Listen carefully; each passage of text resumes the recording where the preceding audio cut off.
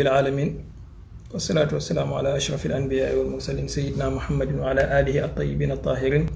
حق قدره ومقداره العظيم سبحانك لا علم لنا إلا ما علمتنا إنك أنت العليم الحكيم رب اشرح لي صدري ويسر لي أمري واحلل عقدة من لساني يفقهوا قولي أئمة الشيخ احضر لنا بهذا المحضر والتعطيف بنزغة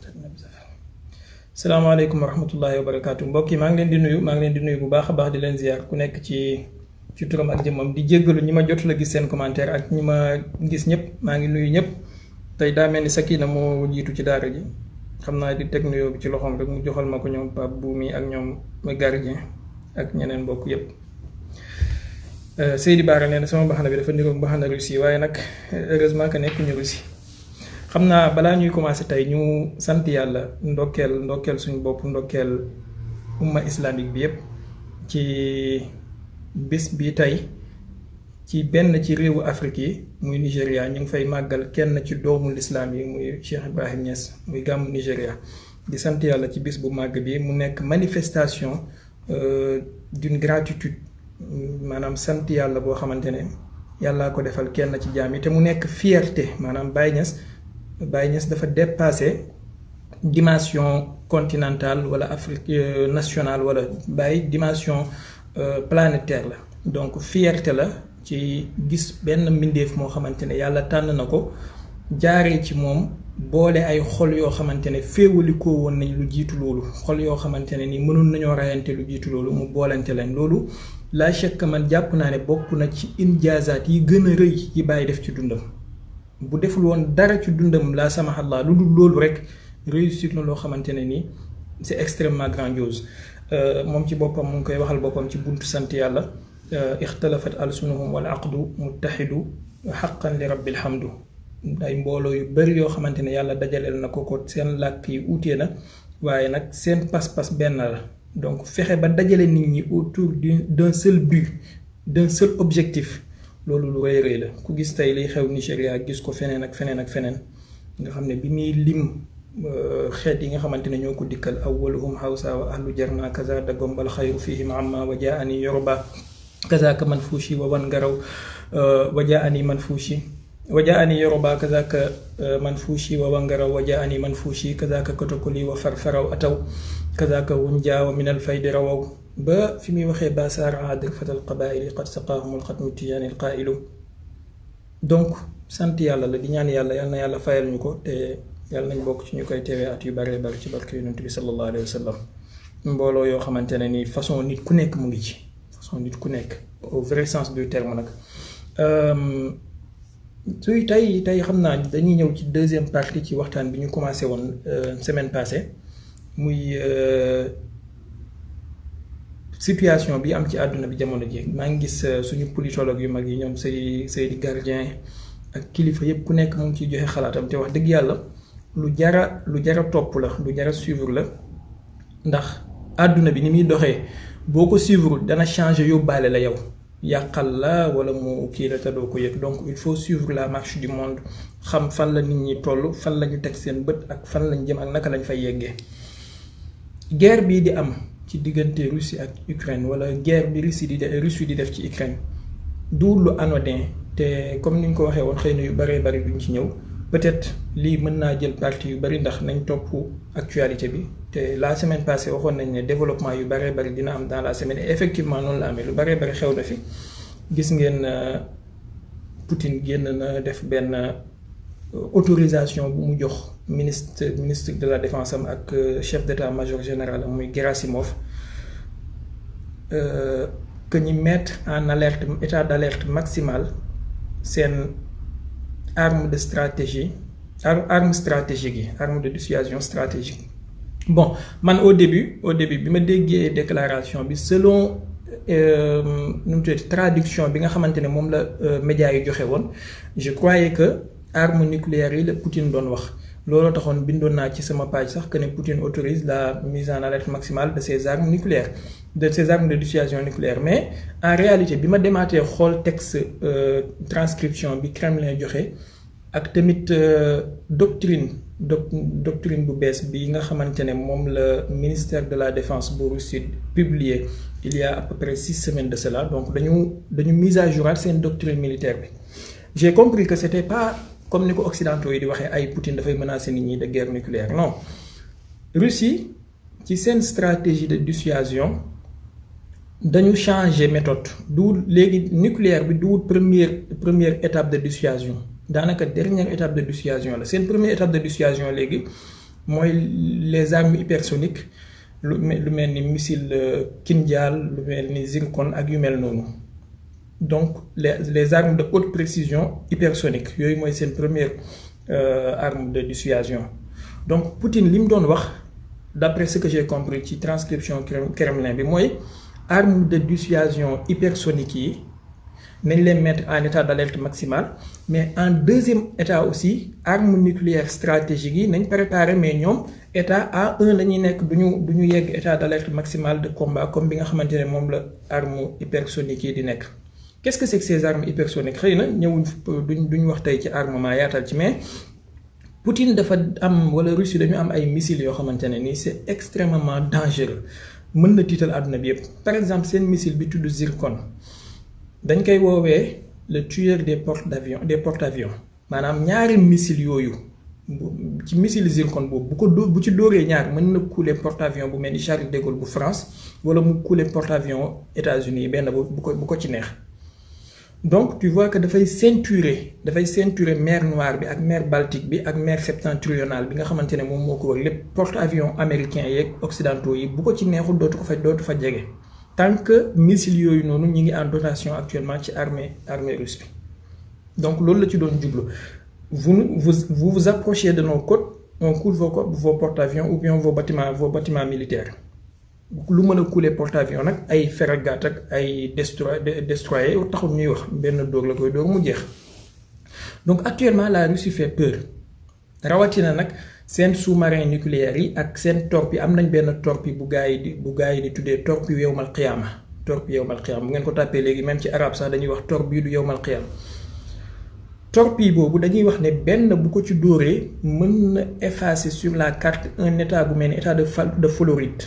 nga xamante ne non seulement daf koy effacer rayer ko sur la carte mais dafay effacer l'existence de la vie durant des générations et des générations dund dootu fa mën a exister ti bon boobu torpille nucléaire la et c'est manœuvrable et tout léegi nag deuxième étage dissuasion russe ci seen doctrine bu bees bi ci A2 bi moom mooy dissuasion nucléaire bi comporté missile Sarmat yi boobu ñuy wax Satan 2 ak Avangard ak ñoom ak yeneen kii yu ñu am yeneen arsenal yi ñu am bon guerre bi mu ngi avancé occidentaux yi Poutine li tax mu wax loolu occidentaux yi ñoo njëkk a commencé ay menaces bu ngeen suivre Jean-Yves Le Drian moo njëkk a génn ci plateau TF1D naan Russie doit savoir que l'OTAN est une organisation nucléaire xawma lan ak lan ministre des affaires étrangères bu Angleterre bi nga xam ne man damaa xamul kooku fan la jàngee ku mënta distinguer mer Noire ak mer Baltique maanaam elle sait même pas distinguer la mer Noire et la mer Baltique cette médiocrité foofu la ñu toll kooku mooy ministre des affaires étrangères Angleterre Liza Truss la tudd xawma kooku tey jii moom mooy égaler boppam ak ay Sergei Lavrov wala ay Poutine moom moo nekk tamit di wax ne il est probable que OTAN dugg ci kii bi ci conflit bi te OTAN bu ci duggee Poutine wax na leen li mu leen di wax dinañ ci ñëw donc avant ñuy continuer petite introduction lu tax ngeen gis africain yu bëri wala réewu africain yu bëri am benn sympathie bi ci Russie boo delloo ci histoire da ngay gis ne Afrique ak Russie dañu am lu ñu bokk dañu am benn point en commun wala ay points en commun mooy benn ville bu tudd Berlin bu leen fàtte ne ci Berlin ci la conférence de Berlin amee woon foofu lañ toog séddale carte Afrique bi comme ni ñuy séddalee gâteau ku nekk jël sa wàll waaye nag ci Berlin boobu noonu aussi ci la benn mur amoon bu ñuy tuddee mur de Berlin nga xam ne bi mu daanoo ci la empire bi tudd Union soviétique après nërmeelu donc histoire bu xóot a xóot la boo xamante ne moom moo leen boole benn ñaareel bi ressources naturelles yi nga xamante ne yenn réewu africains yi am nañ ko te Russie bëri la ko lool waaye tamit ñu nekk ay bañkat boo xoolee après bi guerre bi jeexee États-Unis ni ñu construire seen empire ak institution Bretton Woods yi pour dominer àdduna bi ci tous les côtés benn superpuissance moo fi nekkoon pour contrebalancer leen moo nekkoon Russie. Alors Russie daf fi nekkoon pour substituer wu képp koo xamante ne mere na Amérique mu allié wu ak Russie. Donc les ennemis des États-Unis sont les amis de la Russie et vice versa noonu la mbir yi ma sa demee. Donc frustré yépp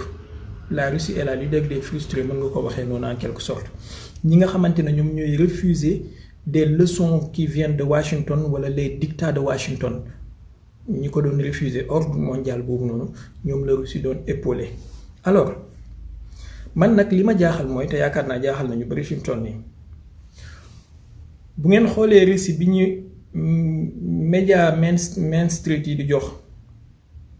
ak occidentaux yi di profiler ak ni ñuy diaboliser Poutine ak Russie actuellement man dama am benn tiitange mooy dans l'avenir d'ici quelques années naka la ñuy bindaatee manuel histoire yi ak suñuy doom ak suñuy sët yi ko nar a jàng lan lañ nar a jàng parce que ñun ñi koy gis fi mu toll nii xam nañ ne dara nekku ci dëgg ñoom ci li ñuy wax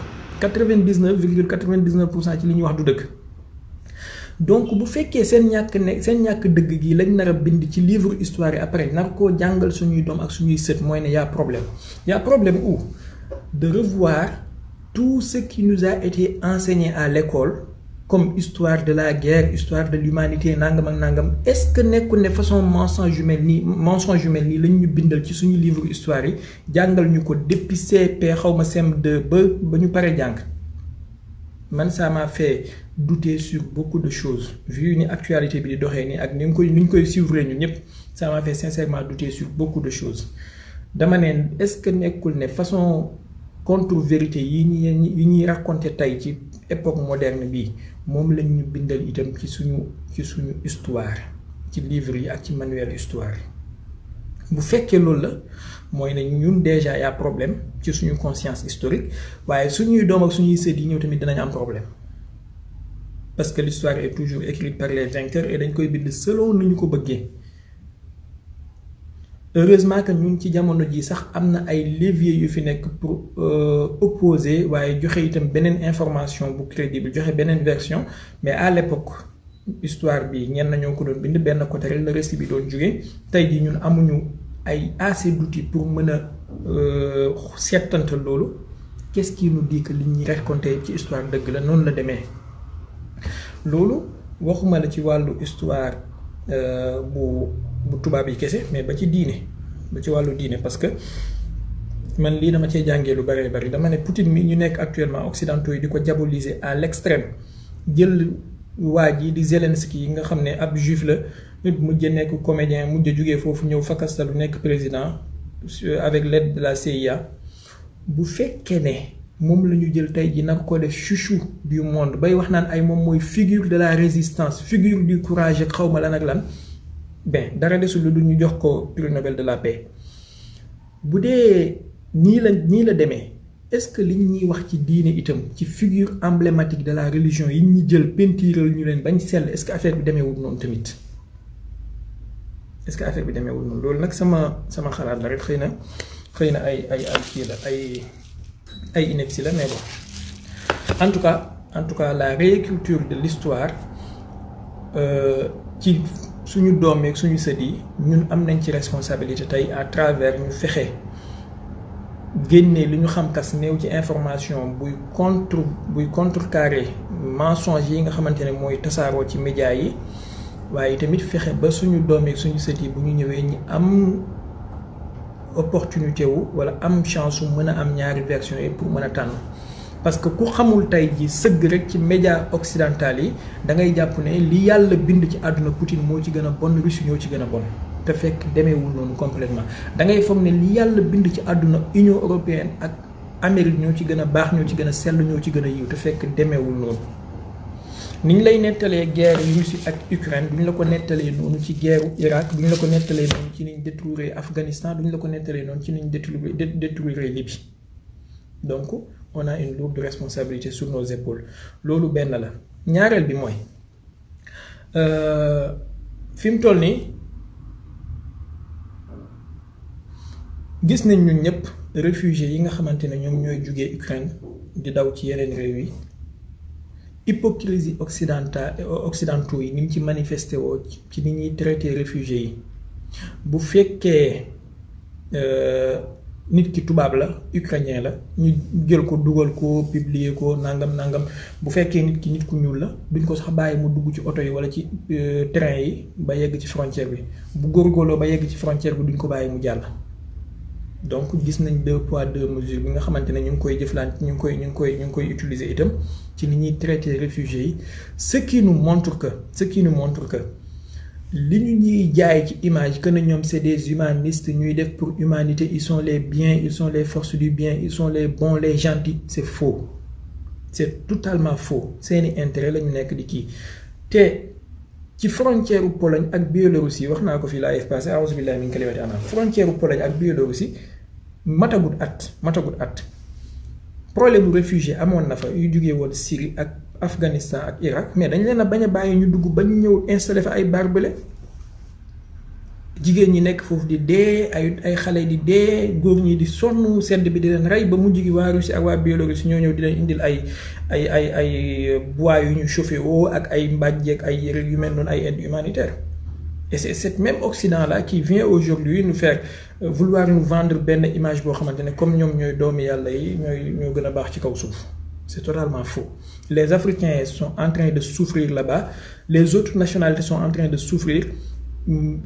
hypocrisie bi ñu nekk di wane naan ñi ngi dimbale ay migrants ñu ngi jàllale ay migrants 500 000 migrants c'est de la désinformation loolu ñaar la ñetteel bi mooy Russie actuellement mu ngi contrôler daanaka 2/3 du territoire ukrainien bi 2/3 Ukraine territoire la boo xam ne moo gën a yaatu bu France bu fekkee à moins de 10 jours la Russie est capable de contrôler un territoire plus vaste que la France wala des 2/3 d'un territoire plus vaste que la France te moom mooy territoire bi gën a yaatu presque ci zone Europe bi pas Union européenne mais zone continent européen bi ça pose problème déjà amatuñu accès ci seen territoire ci seen espace aérien bi c'est la Russie qui contrôle ba Zelensky mu ngi doon ñaan OTAN que ne nañ installer benn zone d'exclusion aérienne OTAN bañ nañ et li tax ñi bañ tey bu ngeen dégloo Poutine def na benn waxtaan ci biir déclaration mu ngi ci wax ne képp ku jéem a dugg ci loolu ba naan da ngay installer zone d'exclusion aérienne ci Ukraine daf lay considérer désormais comme ennemi te daf lay combattre et ñoom xalaatu ñoo jàkkaarloo ak Poutine ci àdduna seen xel seen téeméeri junne xel xalaatu ko coow li moo fi nekk nii rek ñu nekk di palabrer di wax naan ay dañuy protéger les territoires de l'OTAN chibran centimètre mais kenn ci ñoom ñemewut a jàkkaarloo Poutine léegi nag fi problème bi nekk dëgg-dëgg te ñiy analyser yépp man je prétends pas être un politologue wala un analyste politique mais bon boo yoree sa xel rek di seetlu mooy européens yi tey jii ñoom ñëpp wala occidentaux yi ils sont mis d'accord ci jox Ukraine ay armes Ukraine actuellement contrôlé wul 2/3 du territoire am l'armée ukrainienne actuellement Russie réduire na ko à l'âge de pierre amatul existence fi mu toll nii ay nationalistes ay milices ñoo fa nekk entre parenthèses loolu tax na ngeen dégg seen ambassadeur bi nekk Sénégal bindoon ci page Facebook am naan ay mu ngi bëgg a recruter ay volontaires pour ñu dem foofu combattre ba ay septembre sax la oo ko dinañ ci ñëw donc armée ukrainienne fi mu toll nii existeetul seen base militaire yeeg seen base de commandement yeeg seen base de commandement yi ak seen cabine de contact yépp Russie détruire na ko seen système de défense anti-aérienne yépp Russie détruire na ko léegi nag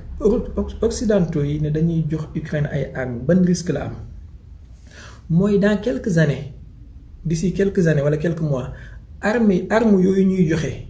dana fuité dem ci loxo ay jihadistes wala loxo ay extrémistes bu ko defee même problème bi ñu am ci Syrie ak Libye moom mooy amaat foofu ci Europe parce que Libye bi ñu daanelee Kadhafi armes yi nekkoon Libye moom moo fuité jàll ba Tchad ñëw ba Mali moom la jihadiste maliens yi nekk di xeexee ci li ñu wax moom la jihadiste maliens yi yor. Donc tey jii bu ñu tasaaree ci Ukraine ay armes yoo xamante ne c'est des armes sophistiquées, ça risque de tomber dans de mauvaises mains et ça risque de créer encore benn problème bu gën a rëy bi nga xamante ne moom la Poutine nekk di xeex ni actuellement. C'est extrêmement dangereux parce que lan la ñuy joxe comme arme ay Stinger la ñuy joxe ak ay Javelin. Stinger arme la boo xamante ne anti-aérien la, mën nga ci daaneel avion de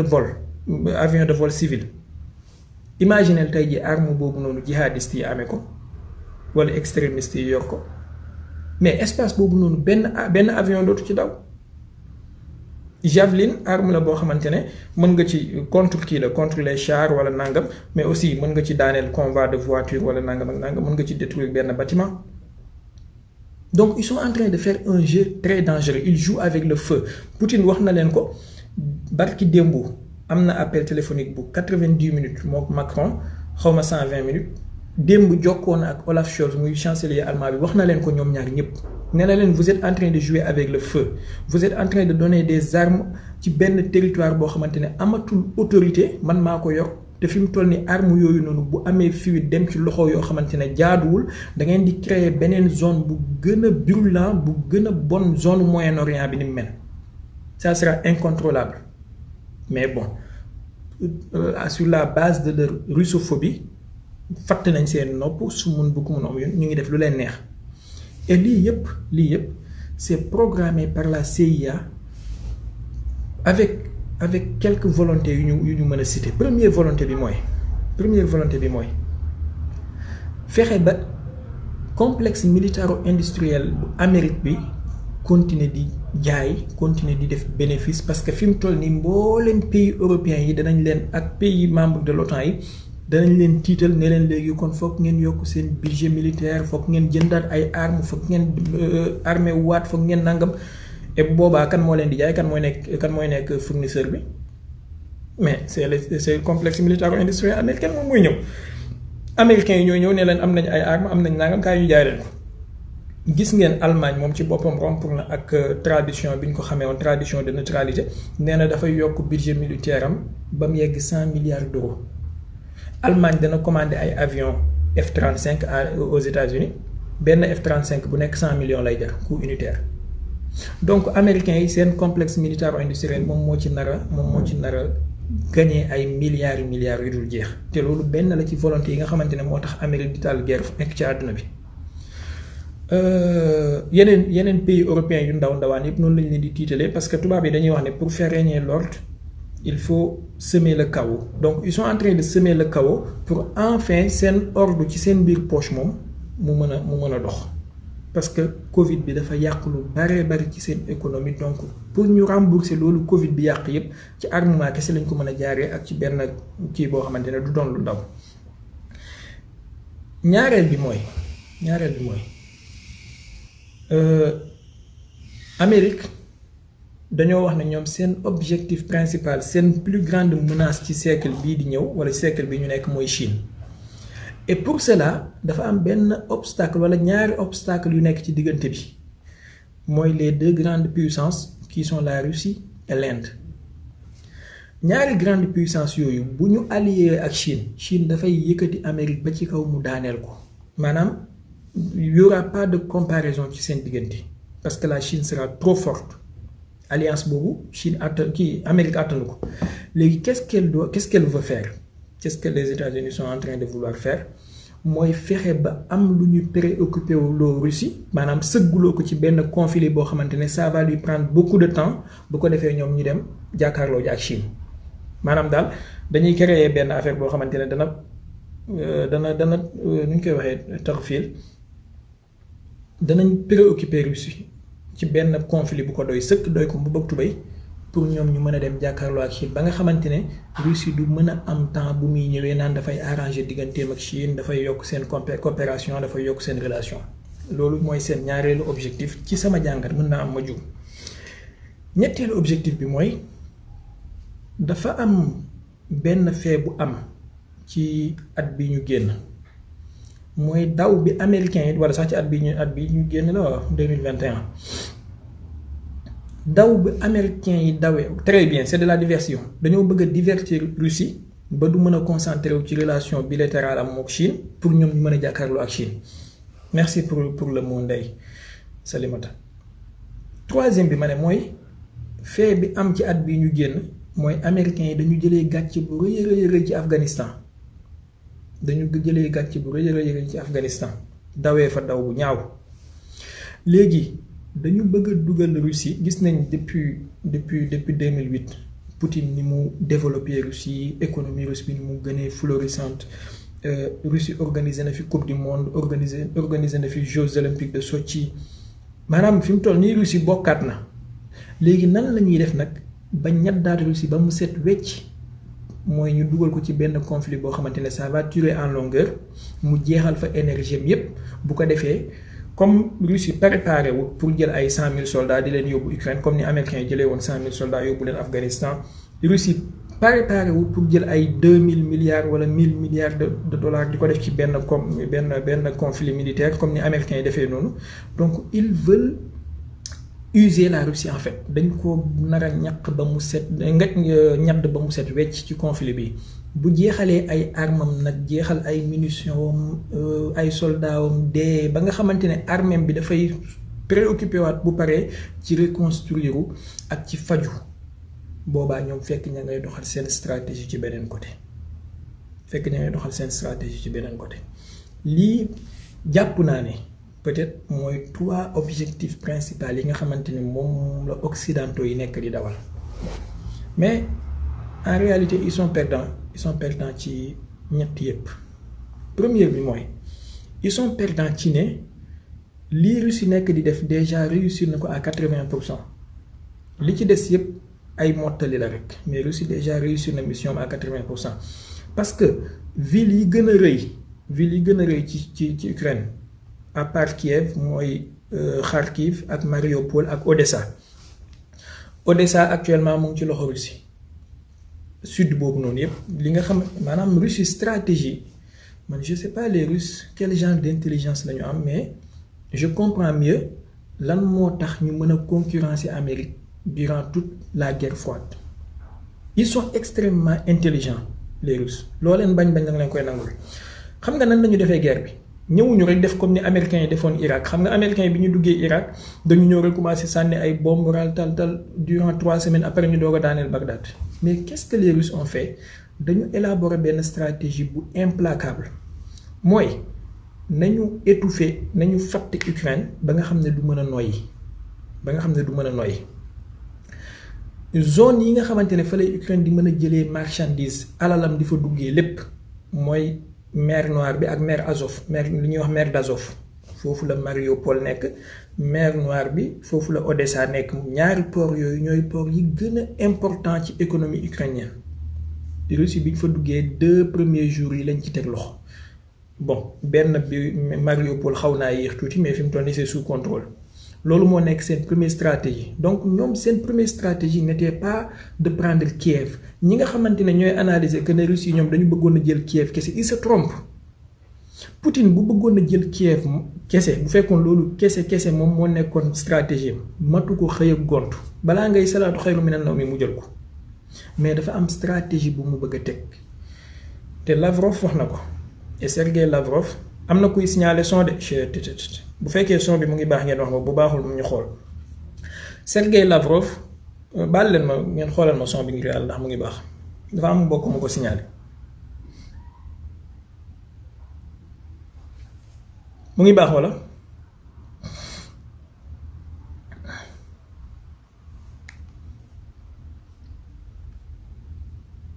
dimbale leen ma yéen rek laay déglu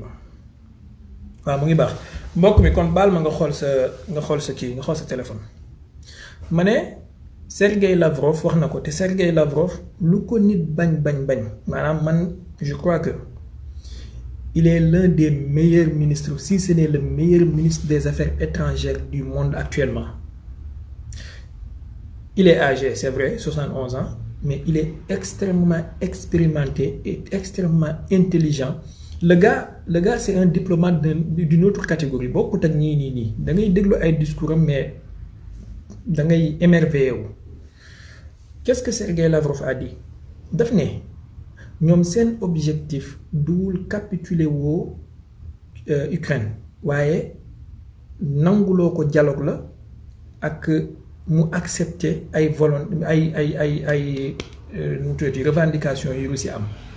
Donc ñoom ils sont pas venus juste pour faire capituler Ukraine comme ni ko américains yi amee woon ci Japon bu fekkoon loolu la def nañ ko bu yàgg parce que ñoom xam nañ li ñu war a xam ci Ukraine yépp fi mu toll nii xam nañ ne Zelensky il n'est pas en Ukraine, il est dans l'ambassade des États-Unis à Pologne xawma wala à Lvov xawma xam nañ li ñuy war a xam yépp ci ñoom. ma ñëwaat ci stratégie bi nga xamante ne moom la Russie développé mooy seen première stratégie mooy nañu fat les sources économiques de l'Ukraine te les principales sources économiques mooy la mer Noire et la mer d'Azov ñu fat foofu Mariupol ak Odessa ba jàpp côté Melitopol ñu tëj ko. ñaareelu stratégie bi moo doon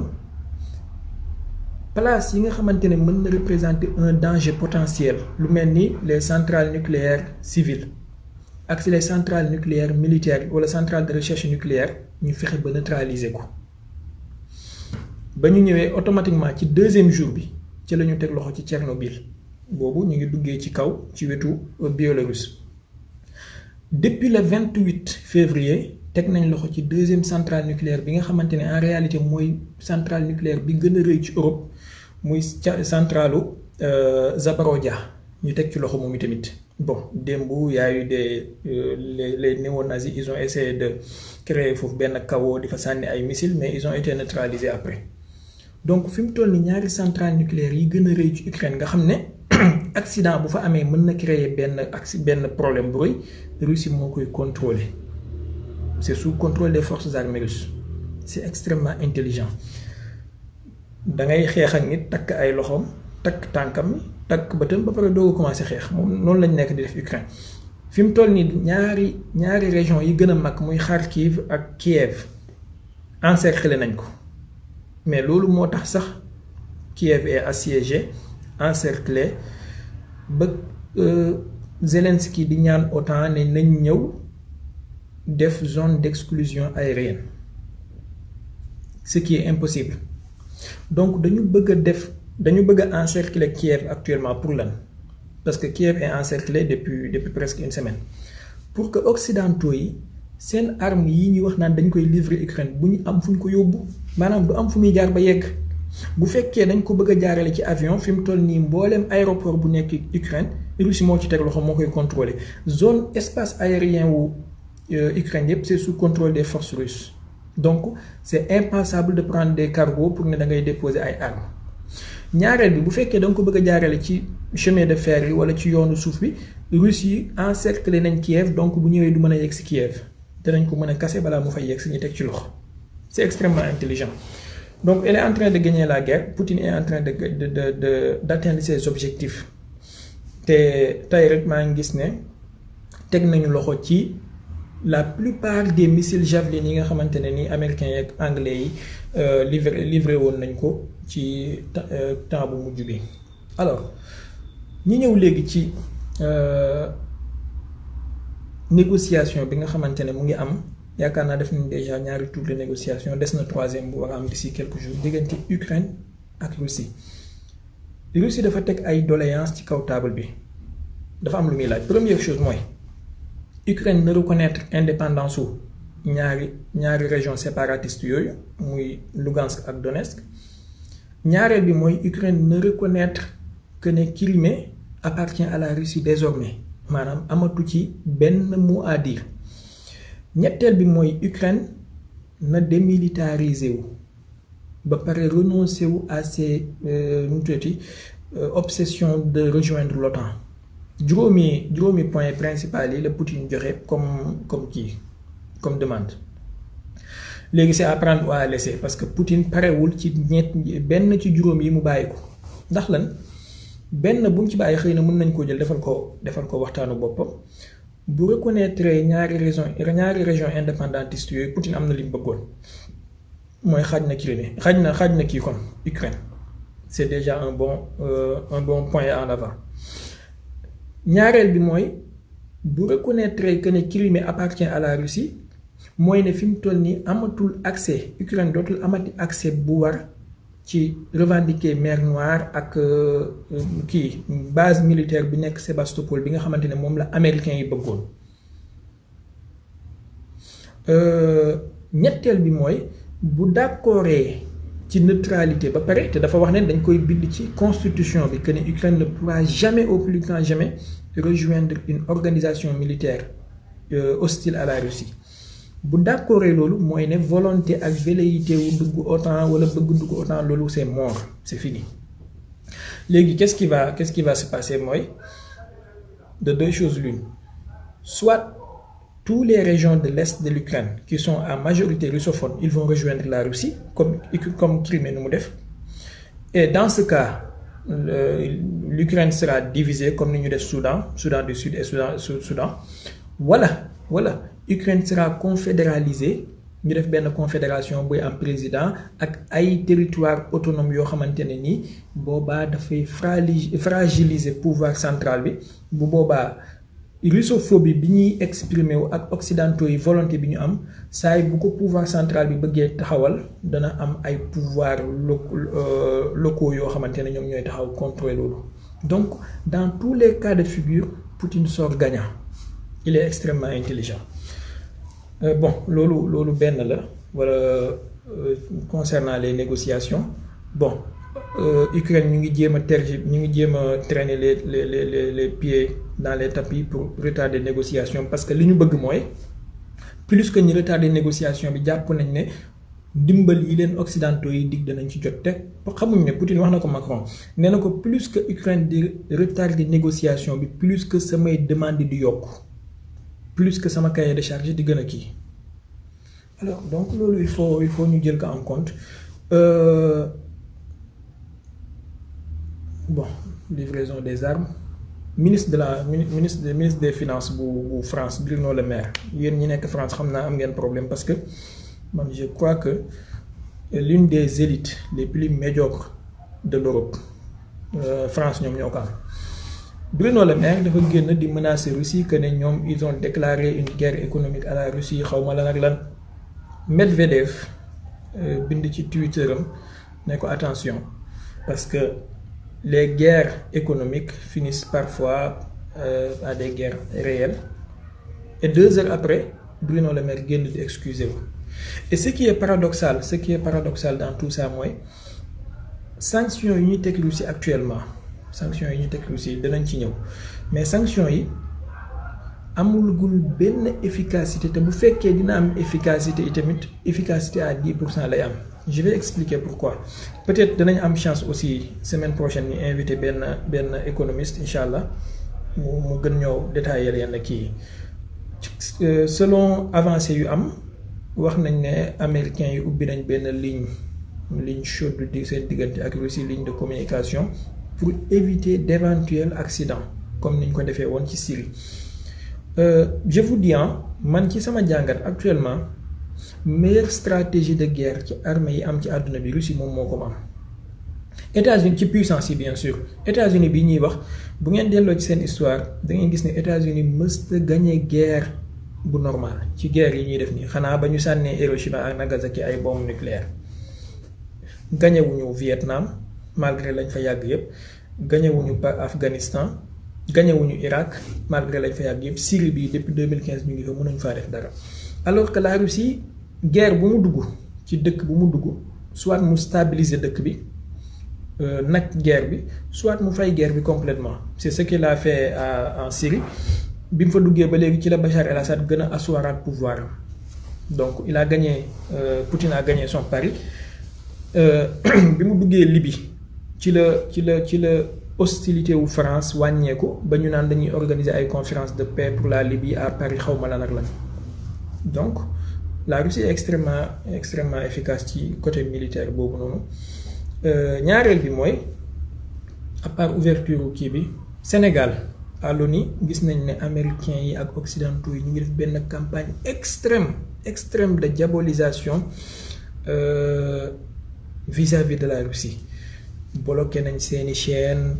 nee nañ aaye nañ leen coupe du monde maanaam sanction yi finalement tu te dis ce n'est plus humain ce n'est plus humain parce que li ñuy def Russie nii amul benn réew ci àdduna bu ñu ko mës a def même Iran defuñ ko ko même Corée du Nord defuñ ko ko il faut que tu te demandes qu'est-ce qui se cache derrière parce que dem ba ay musiciens comme dañu nekk de nationalité russe ils doivent être sanctionnés ça c'est extrême dem ba ay compagnie de dessin animé di boycotter Russie ça devient fou alors jéem nañoo oo ay réew pour jéem a former benn coalition contre la Russie pour voter ci assemblée générale des Nations Unies pour condamner Russie mais bi ñu defee vote bi c'est vrai qu'ils ont eu yaakaar naa 141 bu ma juumul de mémoire 141 pour et 35 contre ak 5 yu neutre je crois ñoom jàppee nañ loolu victoire que ne la Russie est isolée diplomatiquement wala nangam ak nangam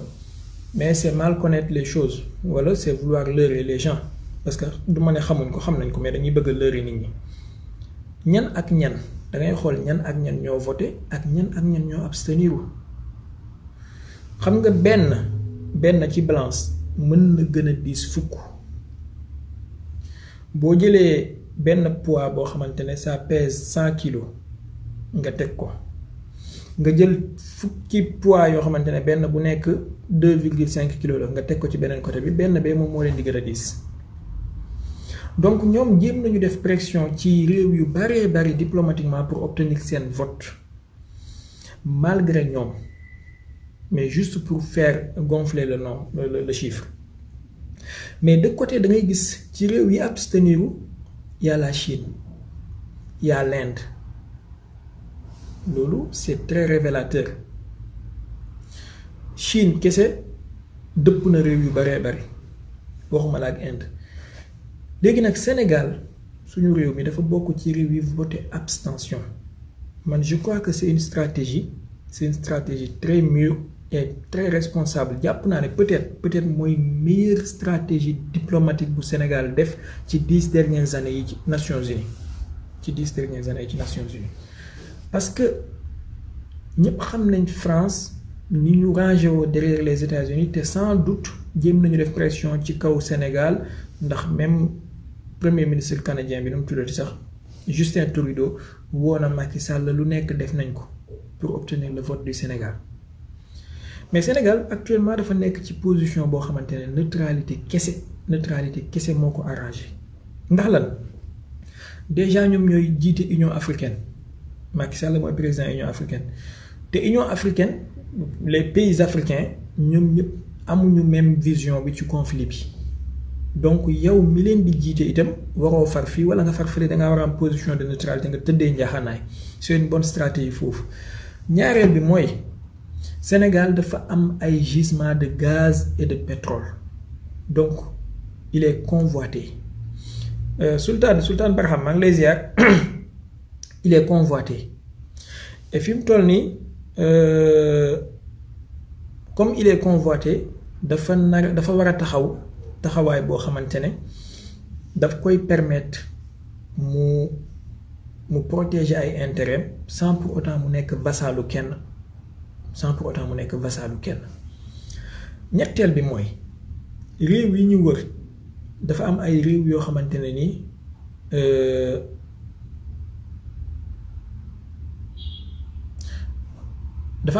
xamante ne nii dafa am ay présence russe yu fa nekk moo xam ci Mali ak yeneen réew ñu ngi wax Burkina ak yu mel noonu donc Sénégal dafa war a maytu pour bañ a dugal boppam ci conflit boo xamante ne après daf koy ëpp doole bañ a créer boppam ay ennemis bon modifier na votam wala modifier wul ko man je pense que bu fekkee modifier na votam maa ngi doog a jot information bi ci yéen bu fekkee modifier na votam c'est une mauvaise chose c'est un mauvais calcul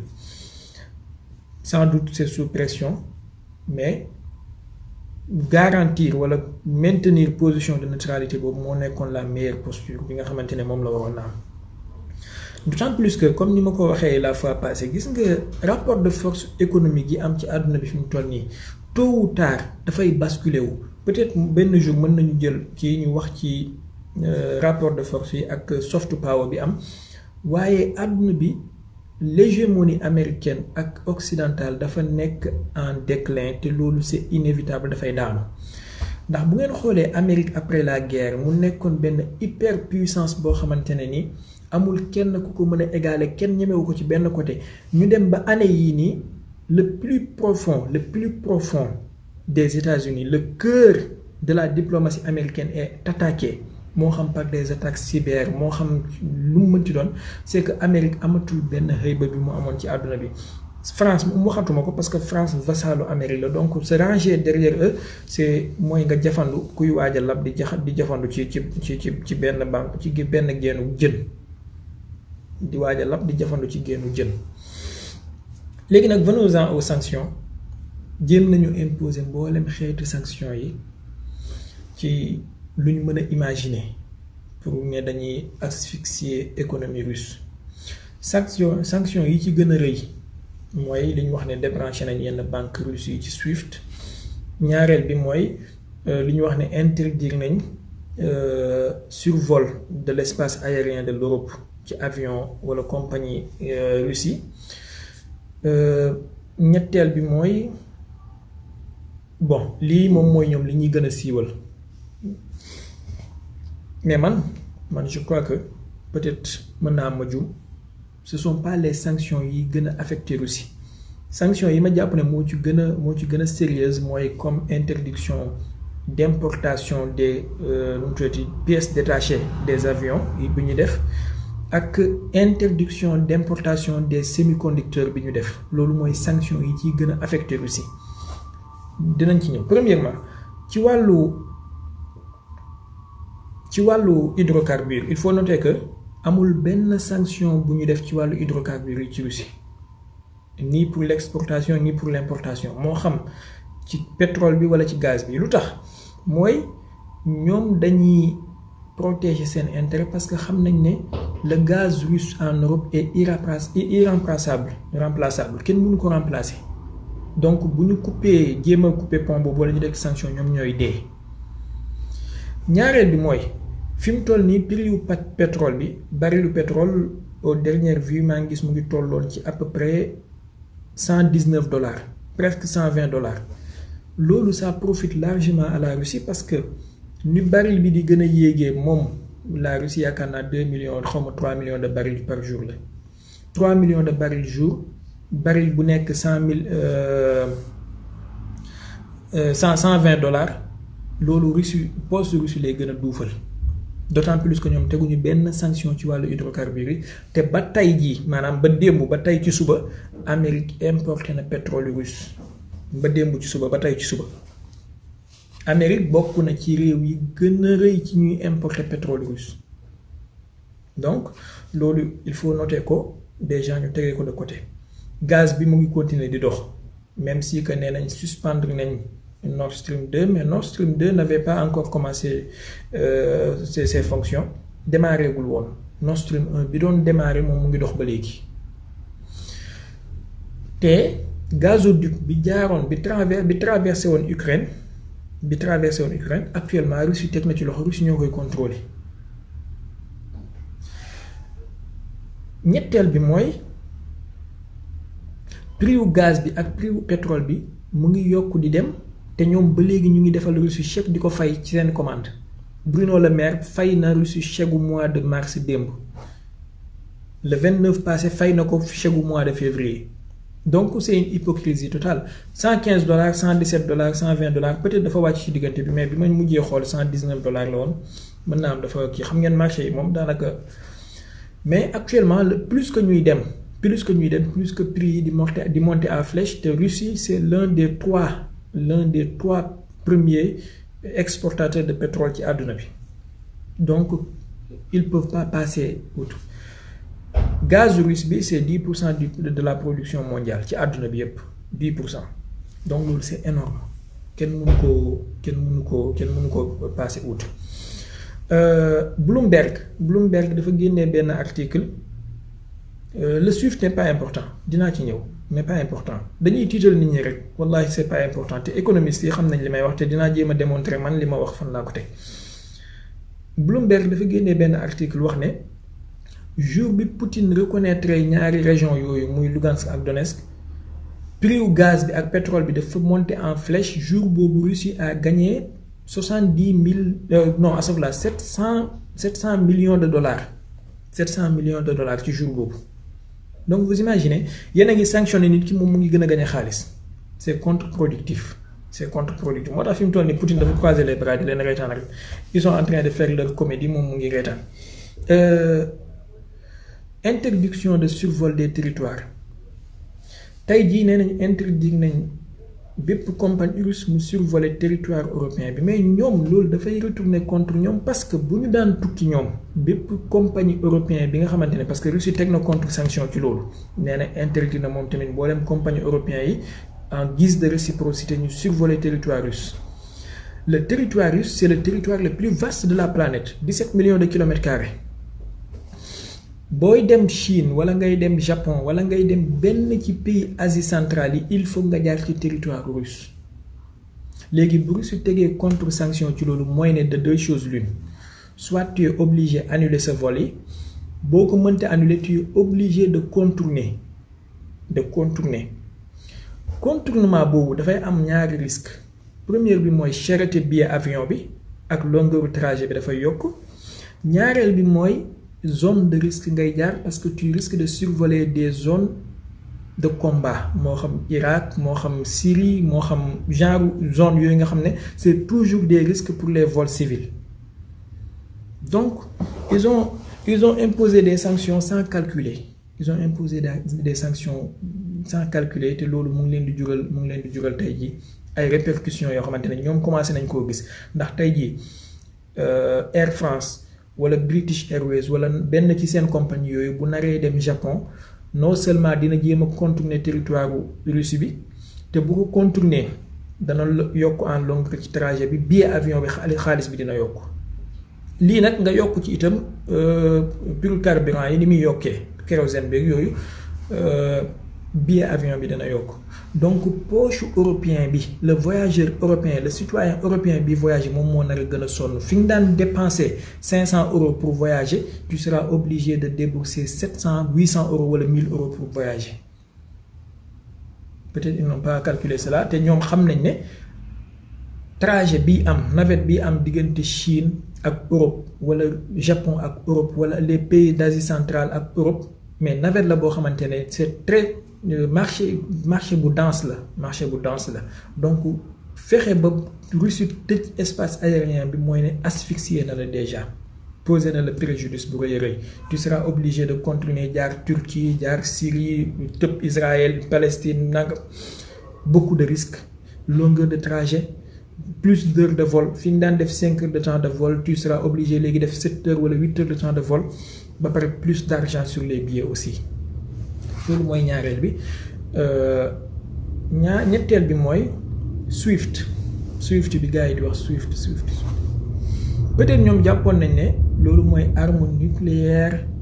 bu ñu mën a teg ci wàllu économique ci comme sanction ci Russie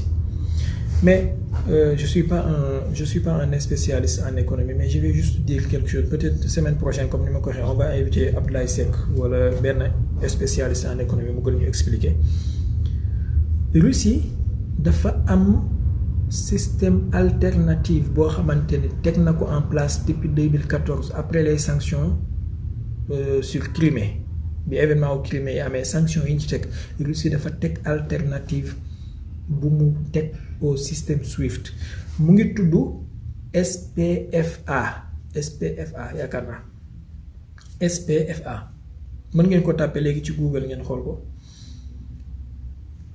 ay réew commencé nañ cee bokk donc débranché nga Russie ci SWIFT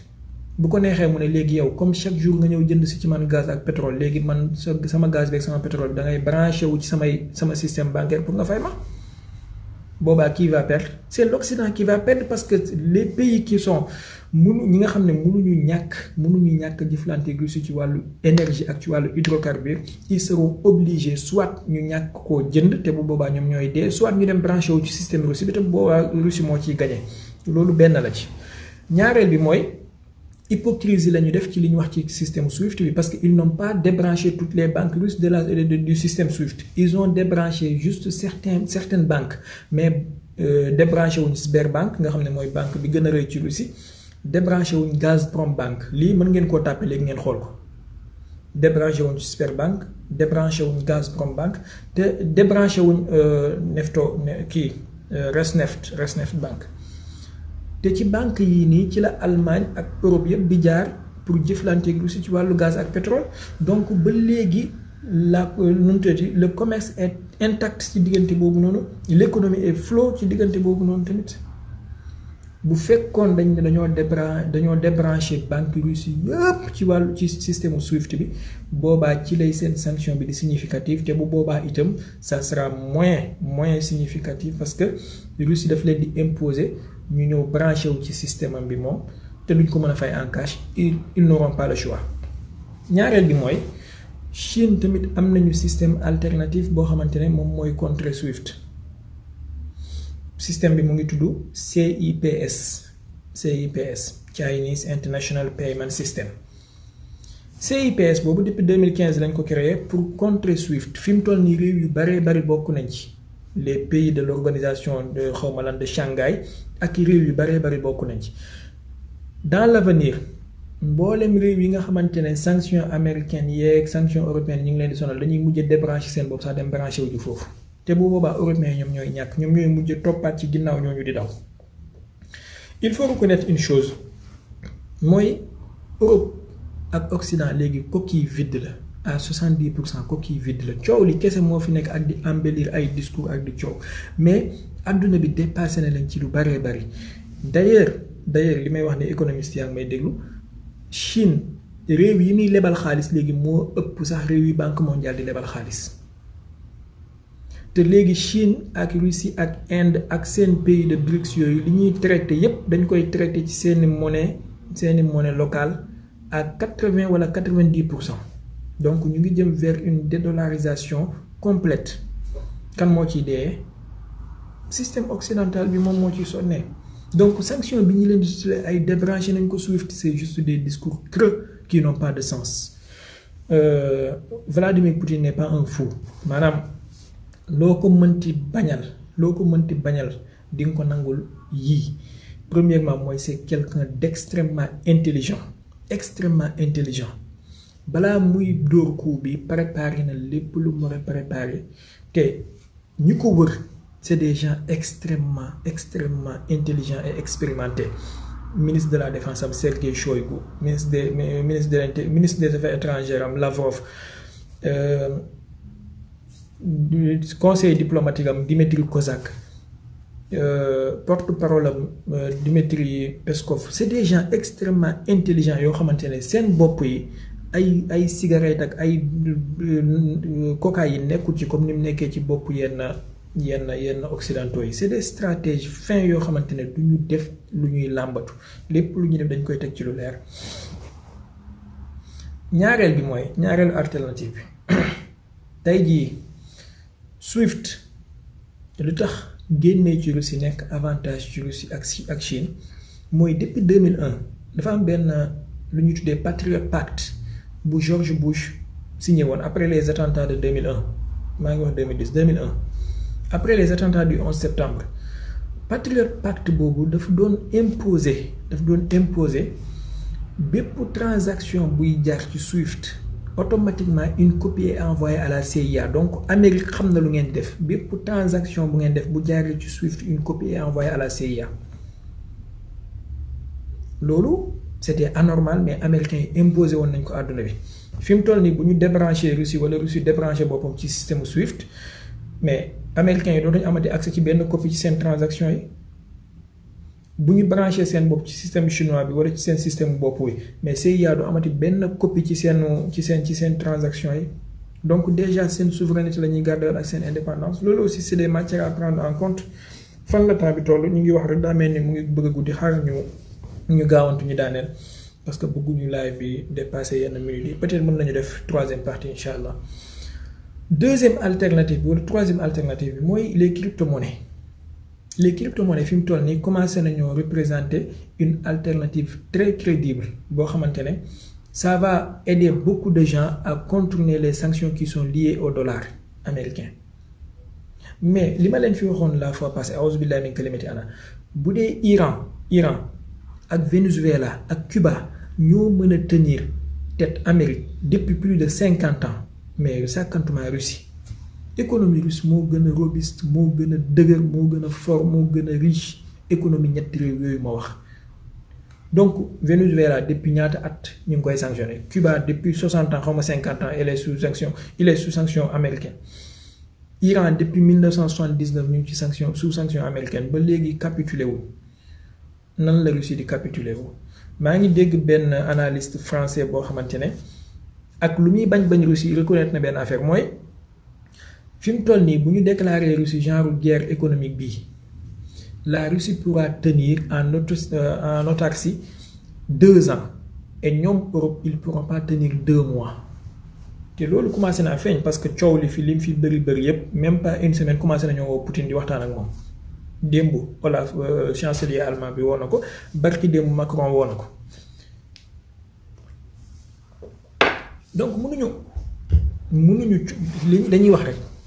ñoom ñëpp ils vont finir autour de la table danañ toog ak Poutine te moom mooy tànn lu ko neex. Biden mii man maa leen ko wax Biden mii il va provoquer fii xawma lan diplomatique benn sommet moom Poutine dinañ dajeewaat ñetteel bi donc les crypto-monnaies wax naa ko les crypto-monnaies ça représente benn alternative bu crédible ci sanctions yi pour ñu mën a contourner yenn sanctions yi et ça va de plus en plus gën a am doole ba nga xamante ne daanaka dollar dootul amati benn xëy mën a bu mu amoon tyrannie bi ñuy exercer sur la base de dollar dootuñ ko mën a am ñetteel bi mooy gis nañu benn affaire itam bu ci bokk boo xamante ne mësuñ koo xam ci benn guerre ci àdduna bi mooy dañu jéem a mobiliser opinion publique àdduna bi yépp jéem a mobiliser force yépp pour contrer la Russie dem ba ci les hackers sax ñu mobiliser lañ contre la Russie gis nañ benn déclaration ñoom ñuy tuddee Anonymous xawma ñu ne dañuy déclarer Vladimir Poutine guerre danañ pirater xawma lan mais c'est un jeu très dangereux qu'ils sont en train de faire un jeu très dangereux ndax lan Russie ñëpp d'accord nañ ne ils sont parmi les meilleurs hackers de la planète et tey jii France ñi ngi jëm ci élection Amérique ñu ngi jëm ci mid-term élection ci mois de novembre bu yàggul ci 2021 bi am na ay hackers yoo xamante ne dañoo hacké woon benn pipeline bu tudd xawma Patriot tudd xawma bu nekk Amérique ba créer fa benn pénurie d'essence durant des jours di leen laaj rançon yaakaar naa 75 millions de dollars bu ma juumul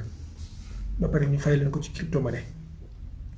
donc bu ñu déclarer guerre bu mel nii c'est eux qui vont payer les pots cassés parce que Russie xam nañ fan la ñuy taper qui fera mal arabe yi dafa am benn proverbe bu ñuy wax ne bul déclencher loo xamante ne bu déclencher woo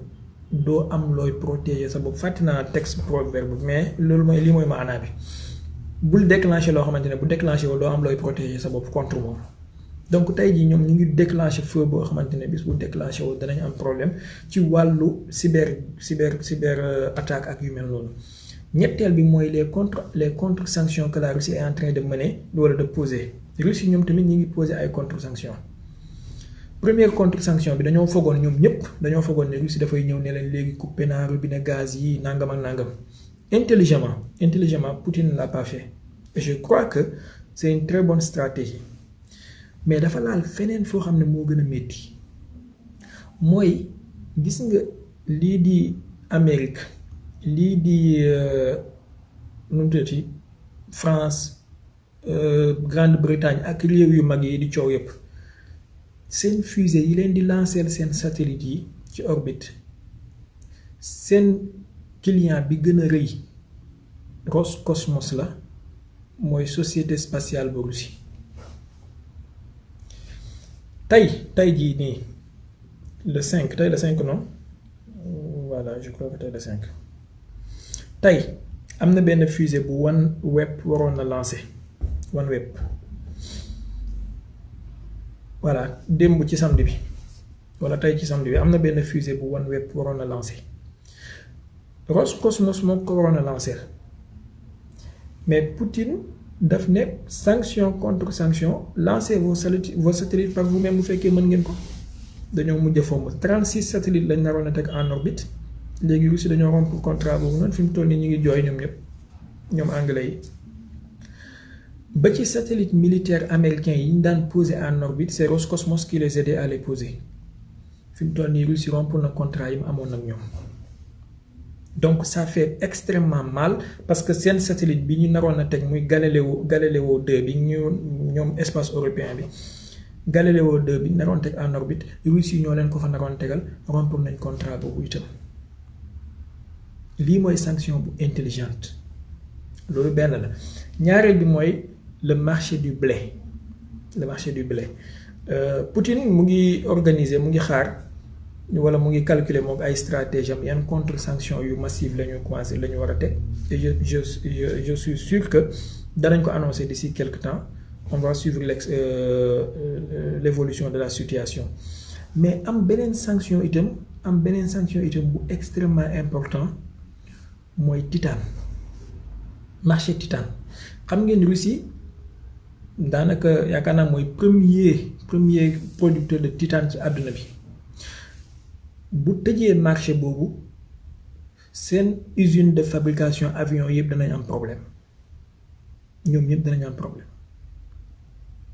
et fi mu toll nii Russie commencé na dem vers ça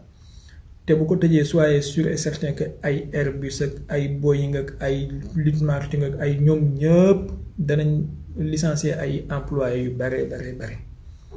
Donc y a des gens très intelligents qui sont en face de ces occidentaux ñi nga xamante ne amuñu lu dul manipuler nit ñi ak mbubboo ay appellation ak i dénomination yoo xam ne amul benn base amul benn sens ay démocratie ay liberté ay nangam te ñoom xam nañ ne au fond d'eux-mêmes parce que chancelier allemand bi wax na ko Poutine nee na xam na ne il y a des néo-nazis en Ukraine. Donc, ils sont en train de protéger, ils sont en train de nourrir des néo-nazis, de les donner des armes, de les donner des milliards de dollars et d'euros. Et bis buñ fi màggee ñoom la ñuy njëkk a mbëkk comme li dicton bi wax ku yar sa kuy ba màgg yow lay njëkk a mbëkk. Donc le marché de titane est là, le marché du blé est là, le marché des fuseaux, la sanction sur les fuseaux spatiaux sont là. Et loolu yëpp Russie am na ko à sa disposition te pare na pour teg ko te bu ko tegee occidentaux ils vont en souffrir te yaakaar naa ne fi mu toll nii tëj bu mu tëj espace aérien bi rek gars yi dinañ ci commencer yëg ci seen poche yi parce que seen trajet yi dana gën a métti et contre attaque ci cyber attaque yi tamit dana ñëw ñi nga xam ne ñooy dem ci élection ak ñi nekk ci réew mi jàpp ne seen lépp c'est bien protégé da ngay jékki-jékki gis commencer ligne de kii di am problème transport yi di am problème pipeline yi di am problème et xam nañ ne Russie il ne joue pas ci côté boobu duñ fo ñaareel affaire bi nga xamante ne mën nga ko reconnaître Poutine mooy c'est quelqu'un qui ne bluffe pas Poutine du bluffer Poutine du wax pour impressionner la c'est pourquoi quand il dit quelque chose il faut le prendre très au sérieux ñi ko topp depuis 20 ans depuis nga delluwaat ci archive nga jàng l'homme di nga xam ne si kii nit la koo xamante ne dafa uuteeg occidentaux yi diamétralement bon la fois passée promettroon naa fi ne dinañ wax ci aspect wu religion ci guerre bi mais xëy na nañ ko bàyyi ba live bi di ñëw c'est un orthodoxe bu am ay convictions moom Poutine la plupart de ces gens qui sont en Ukraine ñi nga xamante ne ñoo nekk ci ouest Ukraine bi côté occidental bi ay chrétiens lañu Zelensky mi jiite Ukraine c'est un juif et en Ukraine dafa am groupe bu fa nekk bu tudd ay tatars ngeen dégg ñu naan les tatars de Crimée les tatars d'Ukraine ces tatars là ñun dañu am maanaam l'islam dafa am histoire ak ñoom parce que ñoom ñoo daaneel empire ñoom ñoo daaneel dynastie abbasside bi nekkoon Bagdad donc loolu c'est une longue histoire mooy ñoom Holaco ak ñooñu xëy na dinañ ci ñëw incha allahu taala ci live bi di ñëw mais aspect yu bari moo tax conflit bi ku koy jàngatee ci benn angle tu te trompes là lourdement aspect yu bari y a beaucoup de pièces du puzzle yoo xamante ne il faut nga dajale ko recouper ko pour nga mën a am une vision un peu plus proche de la réalité ci liy am mooy côté religieux bi côté politique bi géopolitique bi militaire bi économique bi ak positionnement bi am parce que Lavrov c'est quelqu'un de très sérieux Sergei Lavrov wax na benn affaire boo xam ne c'est très révélateur mu ne Pentagone mooy américain yi dañu nekkoon di installer maanaam dañu amoon ay base foofu ci Ukraine def fa ay matériel ak ay usines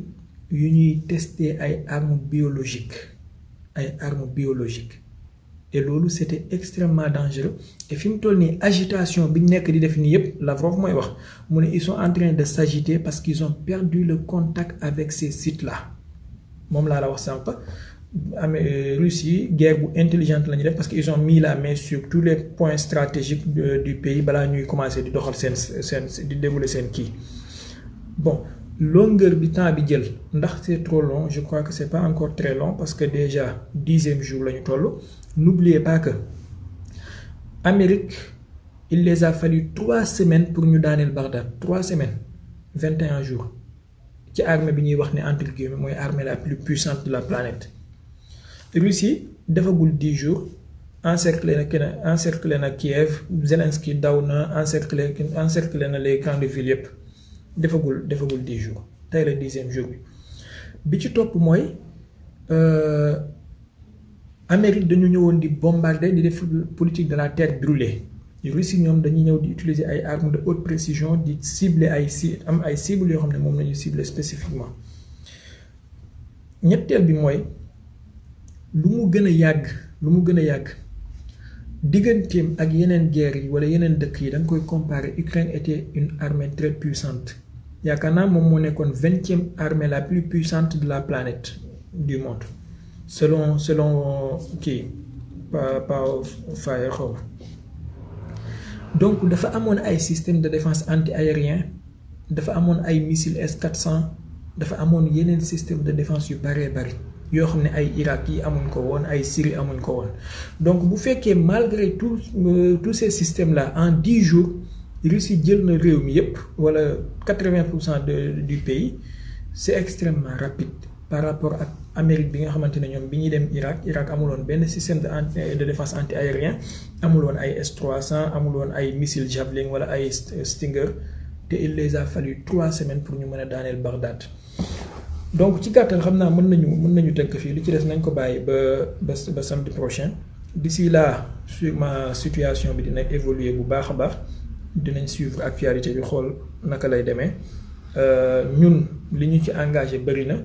parce que dana impacter suñu dund ñun ñëpp déjà Afrique du Nord bi saa bu prix blé bi yokkooy moo xam muy les pays du Maghreb là saa bu prix blé bi yokkee ñu am soulèvement wala ñu am ay manifestations wala ay problèmes donc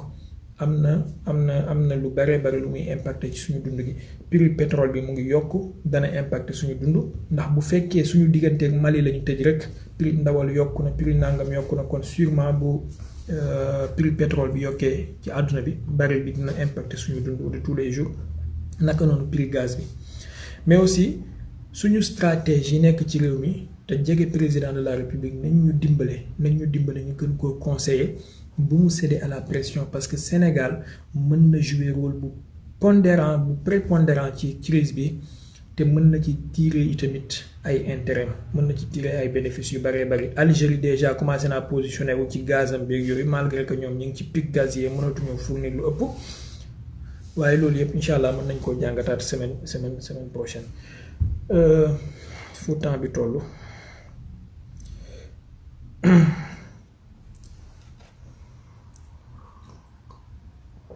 ñu ngi ci 1h21 mën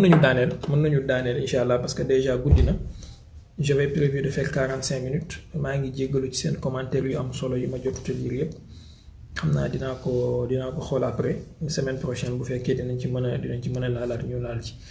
maa ngi jéggalu bu baax itam ci njuumte yeeg ci gàttañlu bi ñàkk xam-xam la waaye in uridu illa lislaaha mastataatu wa ma tawfiqi illa billah